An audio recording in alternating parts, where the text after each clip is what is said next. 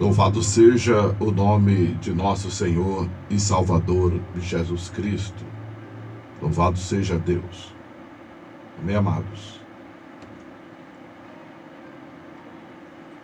Chegamos ao capítulo de número 3 da carta de Paulo aos Filipenses. Amém? Deixa eu só concluir aqui esta configuração para seguirmos com esta abordagem. Louvado seja Deus.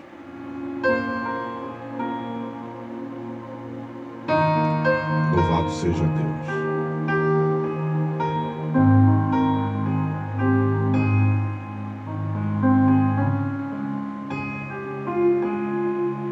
Filipenses, capítulo de número 3. Louvado seja o nome de Jesus. Capítulo que é muito familiarizado. Amém? Agora sim, nós conseguimos a conexão aqui com o Instagram. Capítulo 3 de Filipenses, capítulo que nos é familiarizado por lindas declarações de Paulo e que deve ser o teor da nossa fé e prática, que deve ser pragmatismo nosso, que deve ser vivência de cada dia nossa. Tá? Louvado seja Deus. Palavras maravilhosas temos aqui, como esta de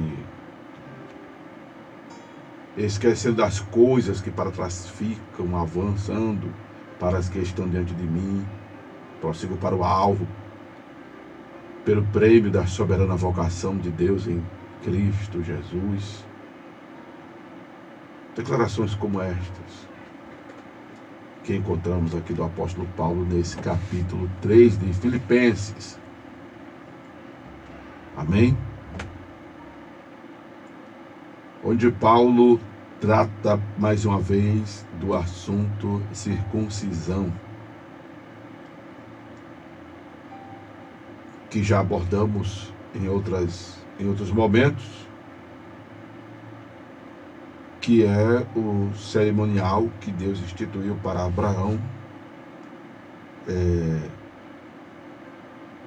Está em aliança com ele,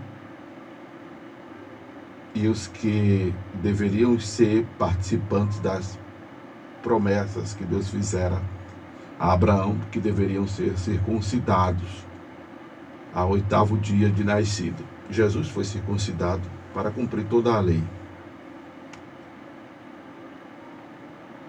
Mas claro, se o judeu, posteriormente, povo de Israel, a gente fala de judeu, mas se refere a todo o povo de Israel, todos os descendentes de Abraão. Se fosse circuncidado, mas não guardasse a lei, a circuncisão de nada serviria. Quando o evangelho chega aos gentios de maneira mais plena, né? Porque as verdades de Deus já havia chegado para alguns gentios, mesmo no Velho Testamento. Se você pega, por exemplo, o livro chamado Fator Melquisedeque, a gente percebe ali que profetas e homens de Deus levaram as verdades de Deus para os outros povos, que era o propósito existencial da nação de Israel. Já abordei isso aqui em vários outros momentos. Inclusive, aquela garota que estava na casa do comandante do rei, se não me engano, da Síria, né? Eu não lembro se era realmente tudo rei da Síria. Eu sei que Naamã, lembro de Naamã, por exemplo. Né? Foi a jovem que era escrava na casa dele, era serva lá. Ela disse que se ele conhecesse o profeta Elias, o profeta diria, Eliseu, diria o que ele deveria fazer. É quando Naamã vai e o profeta orienta que ele mergulhe no Jordão. E aí ele passa a conhecer o Deus de Israel. Então era nessa linha que o povo de Israel deveria estar ocupado e trabalhando e servindo a Deus. Foi nesse intuito que Jesus veio para os que eram seus, restaurar o papel missiológico de Israel. Não foi para salvar exclusivamente os judeus, não. Até porque Deus amou o mundo de tal maneira. Já abordamos sobre isso. E quando o Evangelho chega agora para os gentios de maneira plena, mais aberto, é feito esse movimento da parte de Deus, acontece que alguns judeus queriam que os gentios fossem circuncidados. Ser circuncidado implicaria em guardar a lei. E nós já vimos, lendo Efésios, lendo Gálatas, lendo Coríntios, lendo Romanos, até em Atos dos Apóstolos, quando tem o primeiro concílio da igreja, em Jerusalém, a gente percebe que os gentios não deveriam ser circuncidados, porque a lei não foi dada para salvar e os gentios não poderiam estar seguindo as normas dos judaizantes, que condicionava a salvação à guarda da lei, o que de fato isso configura legalismo. Não que a observância, não que a obediência seja legalismo, entenda. Uma coisa é uma coisa, outra coisa é outra coisa. Então deixa eu separar essas coisas. A obediência à palavra de Deus é um instrumento aferidor da nossa crença, do nosso compromisso, do nosso temor a Deus. É um instrumento aferidor. Quanto mais você diz, e amor até, Jesus disse, quem me ama guarda a minha palavra. Então você diz que ama a Deus. Se você diz que ama a Deus, você vai procurar viver a palavra. Quanto mais você diz que ama, mais você procura coadunar suas atitudes, sua linguagem, seus pensamentos, seu comportamento, suas ações e suas reações à luz da Escritura Sagrada, porque você ama a Deus. E aí a obediência é um instrumento que afere, que equilata esse amor, essa crença, esse temor, essa confiança em Deus. Outra coisa é considerar essa obediência a salvação, ou atrelar a salvação a essa obediência. Porque nós não somos salvos por isso, nós somos salvos, entenda, pelo sacrifício de Jesus na cruz. Se Cristo não tivesse morrido na cruz, não teria cura divina, não teria libertação. Se Cristo não tivesse morrido na cruz, não teria salvação para nós, perdão de pecados, nome escrito no livro da vida. Se Cristo não tivesse morrido na cruz, não teria habitação do Espírito Santo em nós, não teria jeito para nós. Cristo na cruz é a nossa redenção. Jesus morto na cruz é a nossa salvação, é o nosso acesso a Deus. Por isso que nós devemos estar sempre aos pés de Cristo, pedindo-lhe perdão pelos pecados praticados, pelos erros cometidos, por não conseguirmos nos desvencilhar dos nossos pecados, que não são poucos. Porém, concomitantemente, devemos procurar ser-lhe agradável, buscando viver conforme os seus ensinamentos, entendendo que não é esse comportamento que nos salva. O que nos salva é a crença no perdão oriundo do sacrifício dele na cruz. É preciso entender isso, é preciso absorver isso para se garantir salvo. Para se garantir salvo. Tá? É por isso que esse esclarecimento, ele é fundamental. Ele é fundamental. Aí Paulo manda que os irmãos se guardem dos cães, dos maus obreiros, que são os que condicionavam os irmãos à circuncisão.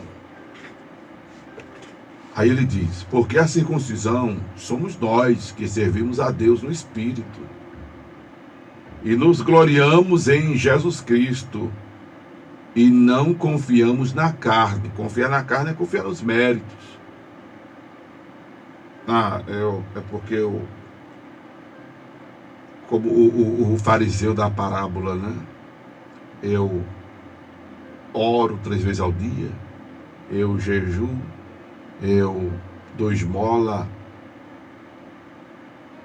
Esse não desceu do monte justificado, disse Jesus. Quem desceu do monte justificado foi o publicano, que nem ousava olhar os céus, mas batia no peito e dizia, ó Deus, tem misericórdia de mim, pecador. Entende?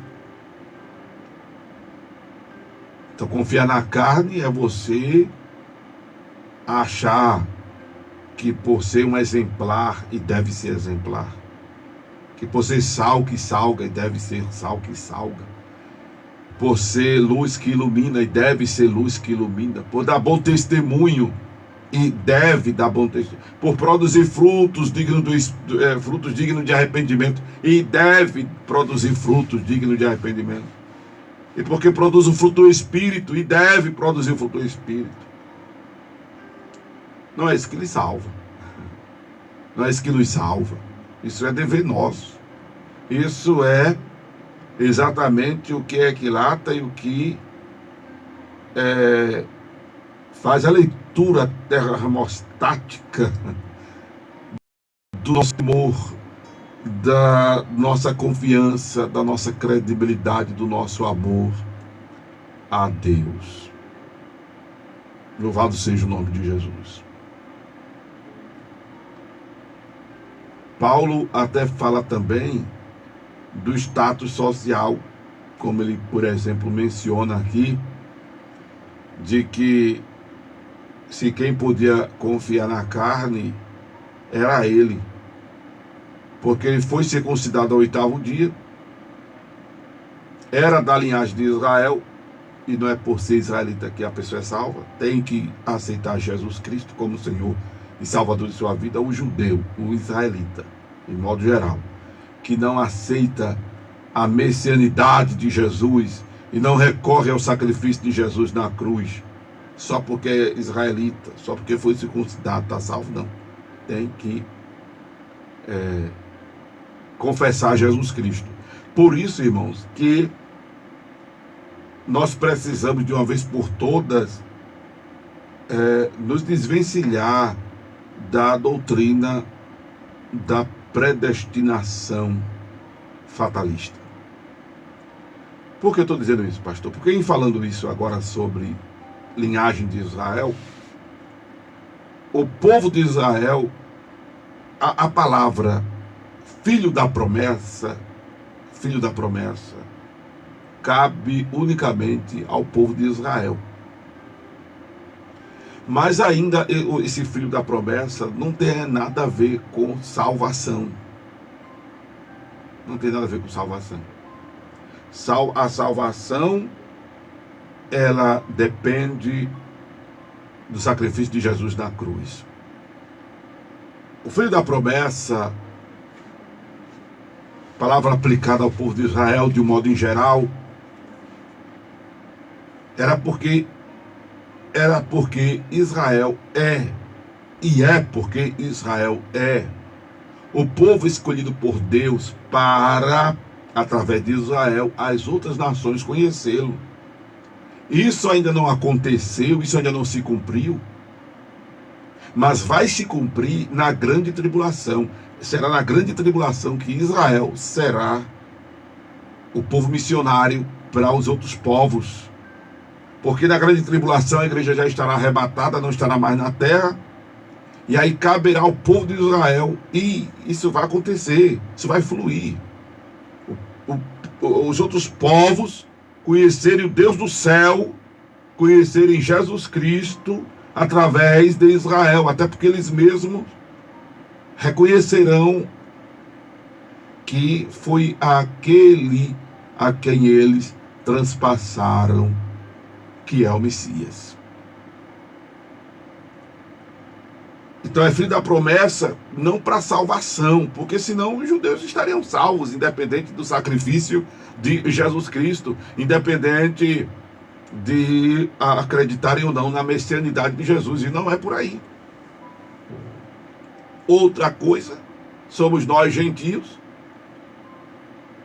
nos apropriarmos da palavra filho da promessa e atribuir que fulano e beltrano é filho da promessa, ou seja, vai ser salvo. Vai ser salvo. Não. Vai ser salvo porque é filho de crente? Não. Filho de crente não é crente. Filho de crente tem que conhecer Jesus. Não é igual ao mundo animal, onde filho de peixe é peixe, onde filho de cachorro é cachorro, filho de gato é gato. Filho de coelho é coelho, de elefante é elefante, de leão é leão, de tigre é tigre. Mas de crente não, filho de crente não é crente. Filho de crente tem que se converter. Tem que aceitar Jesus Cristo, tem que confessar, é melhor usar essa expressão, confessar Jesus Cristo como Senhor e Salvador da sua vida. E é importante esse entendimento para você mãe, para você pai, para você parente, não relaxar. Tipo, fulano é filho da promessa, vai ser salvo. Vai ser salvo de todo jeito. Ah, tá no mundo, mas vai ser salvo. Ah, tá pintando 7 e 8, mas vai ser salvo. Tá na bandidagem, mas vai ser salvo. Não. Não existe essa garantia. Não existe essa garantia. À luz da Bíblia, não. Estou lhe falando à luz da Bíblia. Filhinho, sobrinho, netinho, priminho, irmãozinho, coleguinha, vizinhozinho, parentinho, papai, mamãe, tudinho tem que se confessar. Tem que se confessar a Jesus Cristo e confessar a Jesus Cristo como Senhor e Salvador de sua vida.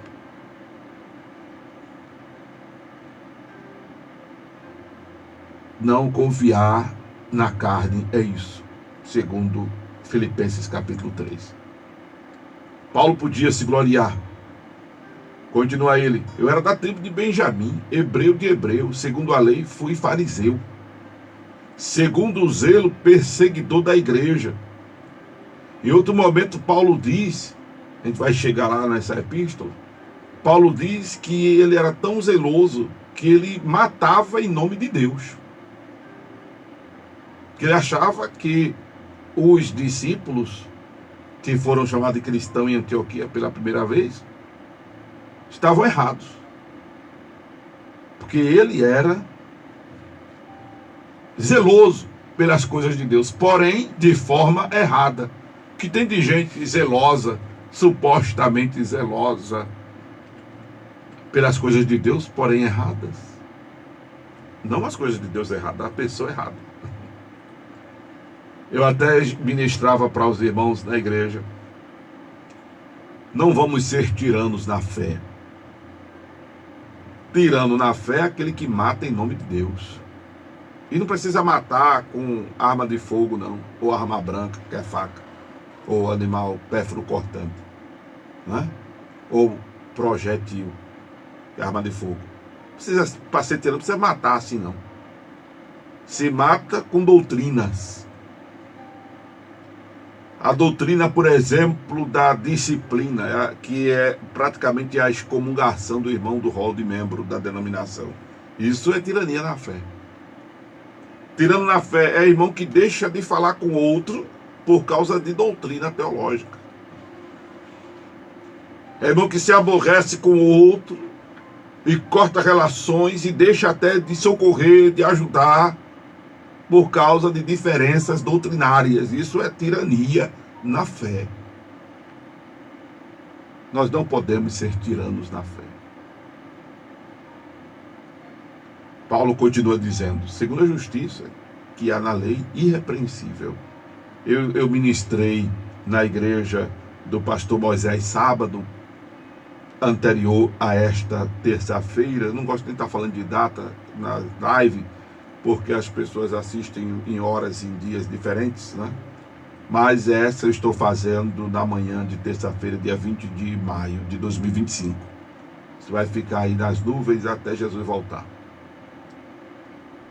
E depois que Jesus voltar, vai continuar também. Eu espero não estar aqui mais. Amém? Isso servir de evangelização. Glória a Deus. Mas eu estava dizendo que na igreja do colega, né? Que, deixa eu voltar aqui ao fio da meada, segundo a lei irrepreensível, Paulo dizendo, eu até falei isso, que se Paulo não fosse pecador, era o sangue dele que serviria para perdoar os pecados da gente. Por causa disso é que eu até faltei em citar essa referência, porque Paulo era uma sumidade. E tinha Paulo na categoria, tinha João Batista, né? Que era o único maior nascido de mulher, foi João, disse Jesus. Né? Mas aí depois chega Paulo, circuncidado ao 8º dia, da linhagem de Israel, da tribo de Benjamim, hebreu de hebreu, segundo a lei fariseu, zeloso, segundo o zelo perseguidor da igreja, e segundo a justiça que há na lei, irrepreensível. Isso não significa que Paulo não fosse pecador. Paulo era pecador. Inclusive, em outro momento, ele diz ser um dos principais. Tamanha era a humildade do apóstolo, né? Mas ele considerava essas coisas como esterco para que pudesse ganhar Cristo. Eu já escutei cada coisa. Falando aqui de esterco, o irmão disse, mas esterco é importante, esterco ajuda na plantação, né? Serve de adubo. Só que aqui Paulo está usando pejorativamente. O contexto aqui é pejorativamente. O esterco é bolo fecal, né? Bolo fecal. Em português, né? Popularmente, aquilo que você está pensando. Isso mesmo. Dejetos humanos, né? Dejetos humanos. Aquilo que o gato enterra, deu para entender, né? Pronto. O esterco que pode estar se referindo a isso aqui. É pejorativamente mesmo. E ele disse que não teve essas coisas por excelência do conhecimento de Cristo. Paulo abre mão de toda a filosofia da época, Paulo abre mão de toda a ciência da época para abraçar a verdade em Cristo. Hoje nós estamos vivendo uma época de retrocesso. Nós, eu digo de um modo em geral, estamos abrindo mão do Evangelho, do poder de Deus, dos ensinamentos de Cristo, para aderir filosofias humanas, escolas filosóficas, teorias psicológicas, teorias biológicas, movimentos humanistas, existencialistas, porque é bonito ser culto, é bonito ser abraçado pelo mundo, são os aplausos do mundo, é a glória do mundo, é o estar em catedrais, é estar em palácios, é estar em auditórios acadêmicos. Nós, na maioria pregadores, estamos trocando a glória de Deus pela glória humana. É título honorífico, é elogio em assembleias municipais, em assembleias estaduais, não é? Que é câmeras de vereadores, assembleias legislativas, Congresso Nacional. A gente está atrás dessa glória. Os pregadores de hoje estão atrás dessa glória. Diplomação, não é? Estamos a canudo, não é? Não estou dizendo que a gente não deve estudar, não, ao contrário. Principalmente eu. Não posso dizer que você não deve estudar. Eu que até hoje estudo, graças a Deus. Pela misericórdia, em breve estou concluindo aí 2 graduações, em nome de Jesus. Não é disso que eu estou falando, mas é trocar. E interessante, quando eu comecei a abordar Coríntios, eu espero que você depois assista as abordagens que eu tenho em Coríntios, no canal do YouTube Acorda Bem. Se não está aqui no YouTube da Rádio Tamandaré, nem no Instagram, essas abordagens. Quando eu cheguei aqui, já estava no finalzinho da abordagem de Coríntios, de 1 aos Coríntios. Mas no YouTube Acorda Bênção tem as ministrações iniciais de Coríntios. Você vai ouvir eu dizendo lá que não podemos abrir mão de Cristo, do sacrifício de Cristo. Paulo, quando inclusive ele escreve aos Coríntios, aleluia, ele diz para abrir mão de tudo isso aos crentes em Coríntios. A igreja de Coríntios era uma igreja rica, de todo conhecimento, de todo dom e tal. Só que Paulo dá uma palavra, irmão, que eu dei glória a Deus e ministrei isso com força, aleluia.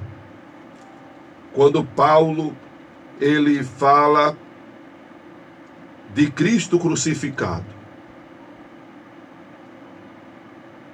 Capítulo 1, verso 24. Cristo crucificado, poder de Deus e sabedoria de Deus. Cristo crucificado, que era escândalo para os judeus e loucura para os gregos. Mas Cristo crucificado, como já disse, é o segredo da nossa salvação, da nossa redenção, do perdão dos nossos pecados, do nome escrito no livro da vida, da unidade do Espírito Santo em nós. Paulo abre mão de toda a filosofia aristotélica. Paulo abre mão de toda a filosofia socrática. Paulo abre mão de todas as filosofias seculares que Paulo chama. Aqui em Coríntios, deixa eu ver se eu lembro essa expressão que Paulo usa.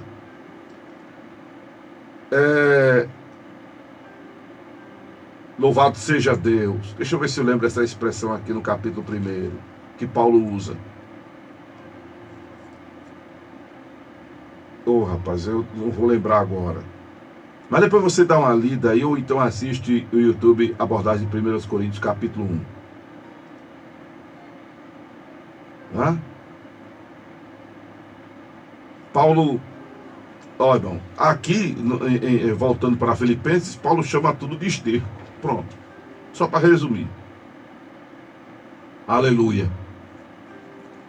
Porque Cristo, louvado seja Deus, é o segredo da nossa vitória, da nossa redenção. E Cristo crucificado, a gente não carrega Cristo numa cruz, no peito, até porque ele ressuscitou. A cruz vazia, quem quiser usar até pode. Não deve, para não estar adorando. Né? A gente não deve adorar a cruz, a gente deve adorar o Cristo da cruz. E a cruz vazia, o cristão até pode, como um broche, né, usar tal, para mostrar que a cruz está vazia, que Cristo ressuscitou. Mas não andar com o crucifixo, o Jesus crucificado, porque ele ressuscitou. E se Cristo não tivesse morrido e ressuscitado, vã seria a nossa fé, a nossa crença, a nossa pregação. Louvado seja Deus. Louvado seja Deus. E aí Paulo diz que é achado nele que tem a justiça que vem da lei, mas que vem pela fé, e tendo achado nele, não tendo a minha justiça que vem da lei, mas a que vem pela fé em Cristo, a saber, a justiça que vem de Deus pela fé. É porque Cristo, vou explicar isso aqui, ia dar um trabalho danado, mas é porque Cristo cumpriu toda a lei. E aí quando você recorre a Cristo, sabe, você se guarnece nele. Tá entendendo? É como uma criança que está sendo ameaçada por outro adulto e corre para perto do pai. Vai mexer com o pai daquela criança, para tu ver com quanta madeira Noé fez a arca. A criança se sente o quê? Protegida, porque papai protege. Cristo morto na cruz é essa proteção, essa garantia. Entende? Se Cristo não tivesse morrido, estávamos perdidos. Aleluia. E é nisso que Paulo se firma. Por isso que ele diz, ó,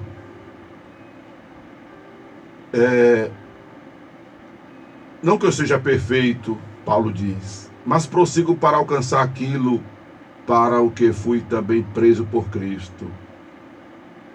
Não julgo ter alcançado, mas uma coisa faço, é que esquecendo-me das coisas que para trás ficam, avanço para as que estão diante de mim, prossigo para o alvo, pelo prêmio da soberana vocação de Deus em Cristo Jesus, que é a vida eterna, irmão. Isso aqui é a vida eterna. Aleluia. E agora Paulo orienta para sermos imitadores dele. Ele diz, sede também meus imitadores, irmãos, e tende cuidado segundo o exemplo que tende em vós, pelo que assim andam. Eu já escutei, quando mais novo na fé, um presbítero da igreja, eu achei bacana a fala dele. Se você acha difícil imitar Jesus, procure imitar Paulo. Porque Jesus, né? Jesus é o ápice, né? Jesus é o concurso. Jesus é a perfeição. Aí você diz, no Velho Testamento a gente encontra muita expressão, ser de santo como eu sou santo. Aí o cabra diz, rapaz, tem como não. Tem como não alcançar a santidade de Deus, né? Aí chega Jesus dizendo, assim como eu vos fiz, façai vós também. Aí você acha inalcançável, né? Aí Paulo diz, então seja meu imitador. Se você imitar Paulo, já chegou pertinho de Jesus. O problema é imitar até Paulo. Que dirá Jesus, né, irmão? Aleluia. Mas essa palavra é viva. É porque ela nos dá possibilidade. Essa palavra é viva. Aleluia. Porque ela nos dá possibilidade. Ou seja, é possível. É possível. Se você procurar, como Paulo disse em Gálatas, andar em espírito, você viverá em espírito. Se você procurar viver em espírito, você andará em espírito. Amém? E para terminarmos, Paulo diz que aqueles que são inimigos da cruz de Cristo, o fim é perdição. O fim é perdição. Louvado seja Deus. E aí ele fala da nossa morada celestial, de onde esperamos o Salvador, que transformará, é assunto para outra abordagem, o nosso corpo abatido para ser conforme o seu corpo glorioso, segundo o seu eficaz poder de sujeitar também a si todas as coisas. Amém? Louvado seja Deus. Aqui está o segredo de uma vida sarada, de uma vida resolvida, de uma vida abençoada. Procure viver este evangelho. Amém? Esta palavra, espero tenha mexido com você. Se ela não mexeu, foi a voz de Amaro Correia. Mas se ela mexeu, lhe edificou, lhe exortou, lhe consolou, fez você repensar algumas coisas, aí foi a voz de Deus, a voz do divino.